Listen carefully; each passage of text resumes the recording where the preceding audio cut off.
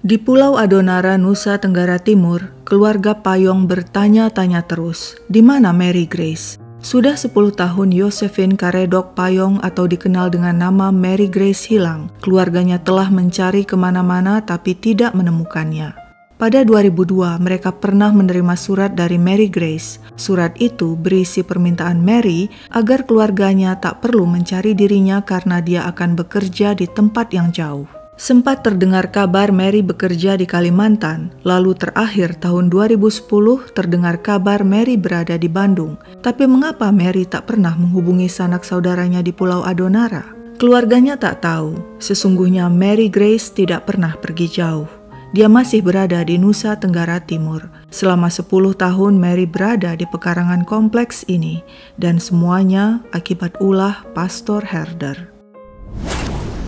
Herman Jumat Masan yang biasa dipanggil Herder berkenalan dengan Josephine Karedok Payong alias Mary Grace sekitar tahun 1995.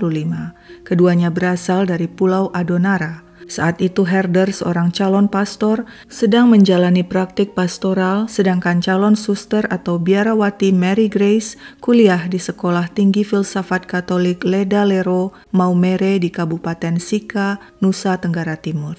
Selulus kuliah, Mary batal jadi biarawati dan memilih bekerja di Rumah Sakit Lela di Desa Lela, Kabupaten Sika, NTT. Sedangkan Herder setelah resmi menjadi pastor yang berada di bawah naungan Keuskupan Larantuka juga ditugaskan di Desa Lela. Sang pastor tinggal di Kompleks Wisma Tahun Orientasi Rohani sebagai pastor pembina yang bertugas membimbing para calon pastor menjalani orientasi rohani sebelum ditahbiskan. Sang pastor yang mestinya selibat ternyata melanggar sumpahnya itu. Diam-diam dia pacaran dengan Mary Grace. Hubungan itu sudah sedemikian intim hingga pada Desember 1998, Mary berkata pada Pastor Herder, "Aku hamil."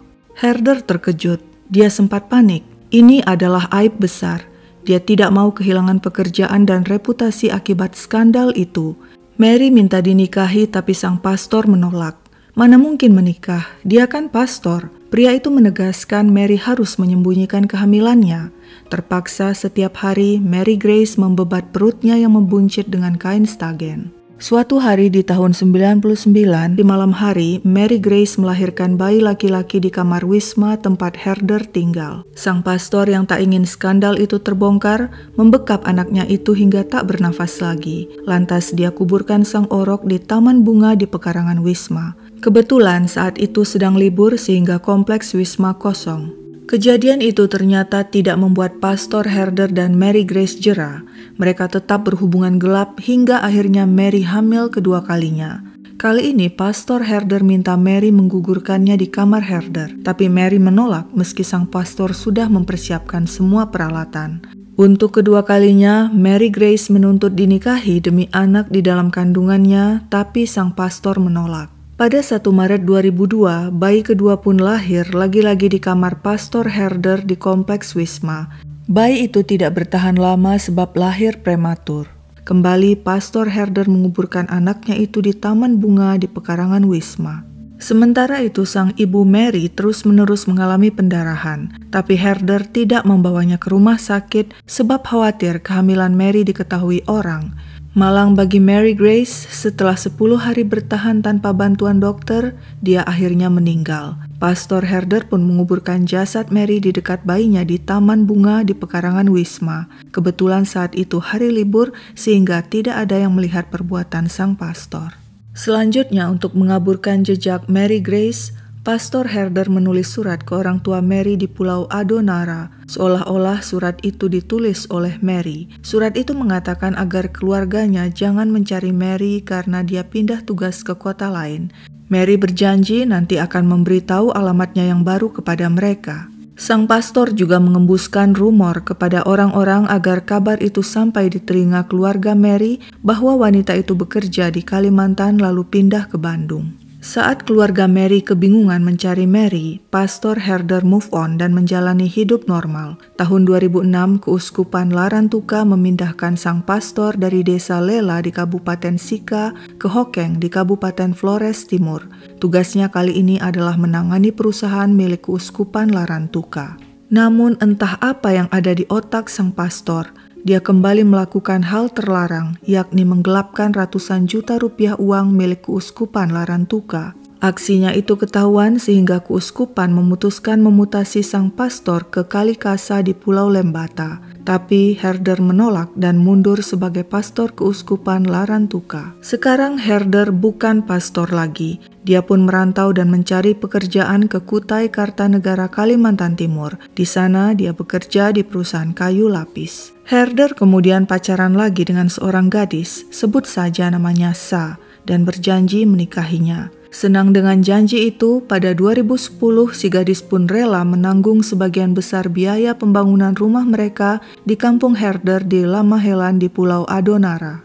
Tapi sialnya, orang tua Herder tidak menyetujui rencana pernikahan itu mengingat tidak ada biaya karena hutang Herder sangat banyak, terhitung sudah ratusan juta selama kuliah hingga bekerja. Herman Jumat Masan alias Herder pun akhirnya memutuskan hubungan dengan Sa. Tentu saja Sa marah. Dia bertekad memberi pelajaran pada Herder, yaitu dengan cara membongkar rahasia tergelapnya. Herder pernah mengaku pada Sa dia menguburkan Mary dan 2 anak mereka di taman bunga di halaman Wisma yang dulu ditempatinya saat dia masih jadi pastor.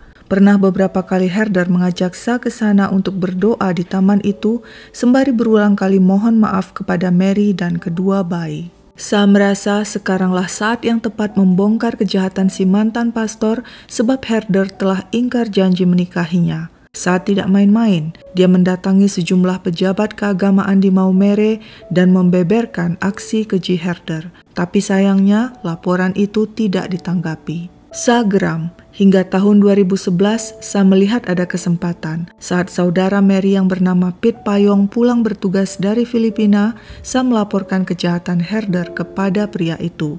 Pit Payong tidak bisa segera menindaklanjutinya sebab dia harus minta tetua adat di Pulau Adonara untuk terlebih dulu menyelenggarakan upacara ritual adat Bau Lolon.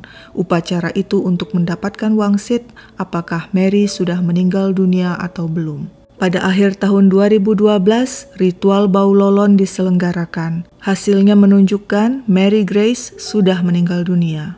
Berdasarkan keyakinan ini ditambah laporan Sa, keluarga Mary Grace lalu melapor ke Polres Sika.